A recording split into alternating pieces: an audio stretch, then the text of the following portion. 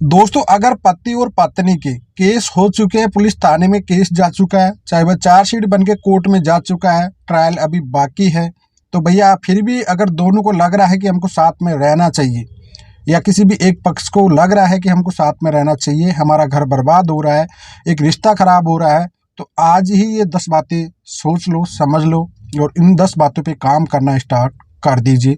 Video काफ़ी practical होने वाला है, इस वजह से वीडियो को एंड तक जरूर देख लेना। तो चलिए दोस्तों, नो टाइम पास नो बकवास, सीधा करते हैं काम की बात। मैं हूं हंस। सेकंड बात दोस्तों, कमेंट में नंबर ना छोड़े, अगर आप मुझसे ही बात करना चाहते हो, डिस्कशन पूरी डिटेल होती है, अपॉइंटमेंट बुक करके आप बात कर सकते हैं।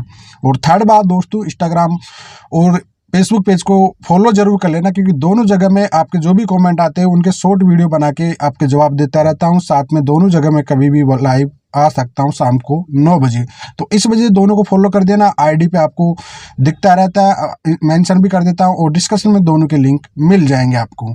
देखिए दोस्तों, जब भी पति और पत्नी का कोई विवाद होता है तो उनका मामला पहली स्टेप पे जाता है कोर्ट कचहरी में। मैं एक चीज़ बता देता हूँ कि कब पत्नी को रखना चाहिए, कब नहीं रखना चाहिए, ये चीज़ मैं आपको आज बता देता हूँ इस वीडियो पूरी डिटेल में। अगर पति और पत्नी का मामला कोई भी, चाहे वो मिसअंडरस्टैंडिंग हुई है, गलत फहमी हुई है, या कोई गलती हुई है रिश्ते में, किसी भी प्रकार कोई रिश्ते में गलती हुई है, और अगर आपने पत्नी ने कंप्लेंट कर भी दी, आपकी भाई कंप्लेंट कर चुकी है पत्नी आपकी, तो ऐसे सिचुएशन में भैया आपको, अगर पुलिस थाने में जाके काउंसलिंग हो रही है, पोलाइटली आपकी काउंसलिंग हो रही है, और जिसने गलती किया है, चाहे वो हस्बैंड है चाहे वो वाइफ है, तो ऐसे सिचुएशन गलती एक्सेप्ट कर लेता है, साथ रहने को तैयार है, चाहे वो पति हो चाहे वो पत्नी हो, तो अपने रिश्ते को खराब मत करना, अपने रिश्ते को बचा लेना। ये बात आप अच्छे से समझ लेना, क्योंकि दोस्तों कई बार क्या होता है कि एक रिश्ते में एक ईगो हार्ट भी हो जाता है, या फिर बार बार ये कहते हैं कि तुम मेरा कुछ नहीं कर सकती या नहीं कर सकता, तो वो लोग कहने के गलत फहमी में या ईगो हार्ट की वजह से पहुंच जाते हैं।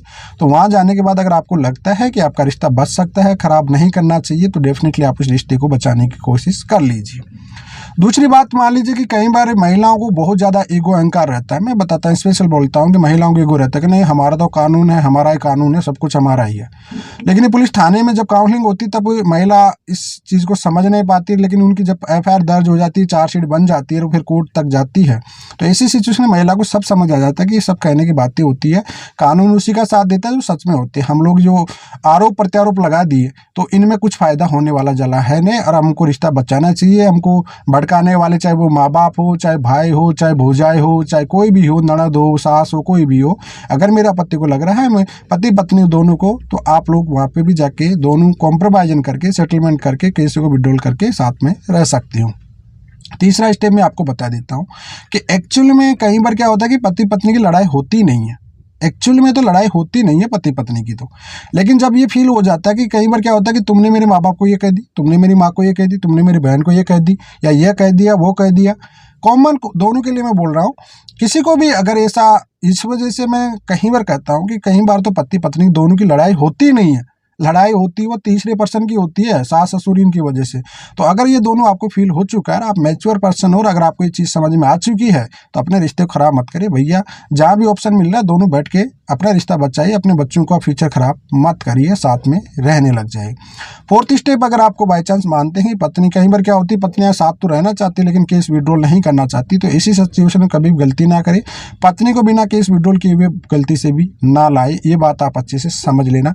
जब तक वह, क्योंकि वह खुद भी कुछ ना कोई चाल चल रही है, इस वजह से जब भी पत्नी को जाना हो तो दिल से जाना है, गलती को एहसास करना है, और साथ में जो भी आपके माइंड में सेटअप हो रही है, देखो वकील तो क्या कह रहा है, पुलिस क्या कह रहा है, आपको कोई पता नहीं, आपको भरोसा अपने पार्टनर पे होना चाहिए, सिंपल सी बात है।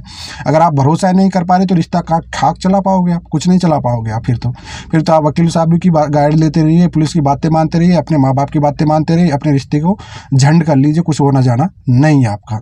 अगला 5वां स्टेप मैं आपको फिर से बता देता हूँ कि बाई चांस आपके बाल बच्चे हैं, ठीक है, आप कोई एडल्ट्री कर भी रहा है, उस चीज़ को, इसको कई बार एडल्ट्री की वजह से रिश्ते काफ़ी खराब हो जाते हैं, पति पत्नी के रिश्ते कई बार एडल्ट्री की वजह, और ये एहसास हो चुका है उस पार्टनर को कि भाई हमारा बच्चों का फ्यूचर, मेरा घर या इज्जत खराब हो रही है, इस चीज़ों से मैं गिल्टी फील करती हूँ या करता हूँ, साथ रहना चाहता हूँ, तो ऐसे लोगों को चांस दे दीजिए। ऐसे तो भरोसा नहीं करना चाहिए एडल्ट्री वालों को। फिर भी अगर आपको लग रहा है रिलेशनशिप काफ़ी लॉन्ग है आपका, 15 साल 10 साल का, बच्चे आपके साथ 8-10 साल के हैं, तो आप सोचना चाहिए, उसको माफ़ करने की कोशिश कीजिए, एडजस्ट कीजिए अपने बच्चों के लिए, और साथ में रहने की कोशिश कर लीजिए।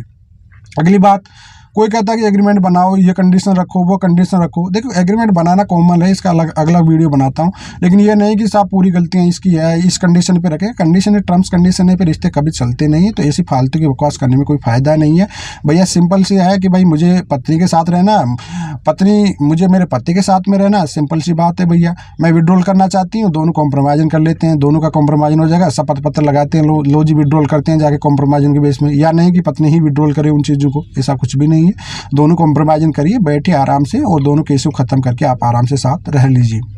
आगे चल के मान लीजिए अगर आपने इतने घिनौने आरोप लगा चुके हैं और आपका इंटेंशन पैसों की डिमांड पे हो रहे हैं, तो कभी भी पैसों की डिमांड पे कॉम्प्रोमाइज़ मत करिए। पैसों की डिमांड पे कभी भी रिश्ते को लेके नहीं आइए।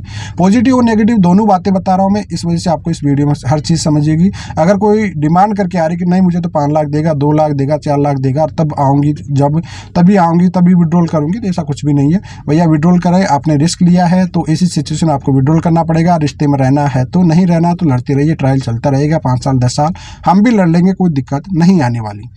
अगली स्टेप मैं आपको और बता देता हूं दोस्तों। अगर आपको अगली स्टेप जो लास्ट और फाइनल में आपको इस वीडियो में बताऊंगा कि वीडियो लेंथी हो जाएगा, इस वजह से मैं आपको एक लास्ट स्टेप बता देता हूं। एक्चुअल में जो गलतियां की है आपने, एक्चुअल में ये चीज़ें एग्रीमेंट में कहीं भी लिख लो आप, लेकिन आपके दिल में अगर ये चीज़ें बातें एक्सेप्ट नहीं हो रही है और दोबारा बार बार आप ऐसी गलती कर रही है, तो कभी रिश्ते मत जाना दोबारा। अन्यथा काफ़ी ज़्यादा ईगो हार्ट हो चुका है ऑलरेडी से, वो बंदा या बंदी एडजस्ट करेगी अपने आप को, और आगे चल के अगर आप कुछ टाइम में बाद भी ऐसी गलतियाँ करें तो प्लीज़ आप अपने रिश्ते को वहीं ख़त्म कर दो, स्टेप कर दो। कोई मतलब नहीं किसी भी टाइप का, इस सिचुएशन में आप कभी भी साथ नहीं रह पाओगे। तो आई होप ये 10 कंडीशन मैंने आपको बताया, जिसमें पॉजिटिव भी है, नेगेटिव भी है, हर टाइप की कंडीशन है। आप इसे फुलफिल कर सकते हो, केस करने के बाद भी अपनी पत्नी को साथ में रख सकते हो। फिलहाल आज के लिए इतना ही। जय हिंद, वंदे मातरम दोस्तों।